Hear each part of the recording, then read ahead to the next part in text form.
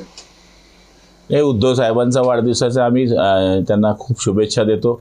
बाळासाहेबांनी जे विचार आम्हाला आणि त्यांना सांगितले आहेत त्या विचारावर त्यांनी पुढच्या काळामध्ये काम करावं अशी जनतेची इच्छा आहे आणि मला तरी असं वाटतं ते करतील आणि त्या निमित्तानं त्यांना भावी आयुष्याच्या मी खूप शुभेच्छा देतो. मंगल प्रभात लोढा उद्या धन्यवाद मोदीजी कार्यक्रम आयोजित करतायत, जो काही आता विद्यार्थ्यांचा आंदोलनाच्या संदर्भात जो निर्णय घेतला त्या संदर्भात, याकडे तुम्ही कसं बघताय?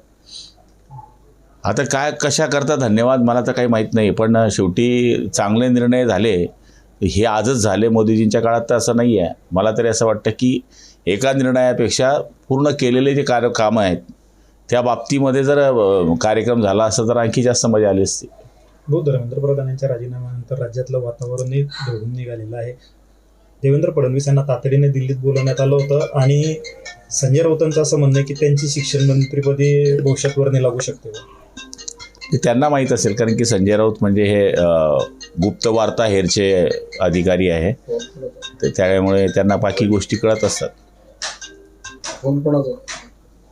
APSCचं पुन्हा नागपूरमध्ये पेपर फुटल्याचं पाहायला मिळतं, या सगळ्याकडे कसं बघताय? नाही, हे होताच कामा नये आणि असे जे कोणी आहे त्यांच्यावर कडक कारवाई झाली पाहिजे, कारण की विद्यार्थी वर्ष स्ट्रगल करतात आणि मग अशामध्ये आत्महत्येचं प्रमाण वाढतं आहे. आपल्याला आपण बघतो की तरुणांच्या आत्महत्या बऱ्याच प्रकरणामध्ये, मग एखाद्या वेळेस लग्न जमत नाही म्हणून आत्महत्या आहे, MPSCमध्ये नापास होतं आहे त्याच्याकरता आत्महत्या आहे. त्यामुळे मला तरी असं वाटतं की याच्यावर सरकारने आमच्या सकट बारकाईने लक्ष दिलं पाहिजे. पेपर फुटी संदर्भात केंद्र सरकार आता मोठा कायदा आणण्याच्या विचारामध्ये. चांगली गोष्ट आहे, कायदा आणलाच पाहिजे, कारण की हे जीवन मरणाचा विषय आहे, त्याच्या जीवनाचा विषय आहे. तो एवढं त्याचे आईवडील त्याला लहानचं मोठं करतात, पोटाचा चिमटा घेऊन शिकवतात. ज्यावेळेस त्याला काही होण्याची वेळ येते त्यावेळेस अशा घटना घडतात, त्या घडता कामा नये. अंधभक्तांच्या विरोधात देशभक्त जिंकल्याचं उद्धव ठाकरे म्हणतात.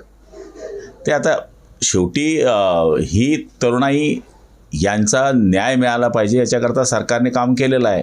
याच्यामध्ये देशभक्त जिंकला आणि देशभक्त हारला हे म्हणण्यात काही अर्थ नाही आहे.